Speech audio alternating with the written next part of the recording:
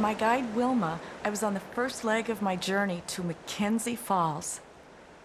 On the other side, Wilma and I were met by Sean, our other guide, who then took us the rest of the way through the jungle. Oh, cocoa, that's where we get chocolate? Yes, yes. It is processed. When it is processed, you get chocolate from it. But there's some green one, and that is a ripe one. Break it like this. And you can taste it. Really sweet. Then this the process. Just taste it. It's sweet. Mm-hmm. Very nice. Yeah. So you can see inside of it. That's inside. This thing in here, we use it to make the cocoa. How does it turn brown? You have to process it. You have to burn it and then process it. I see.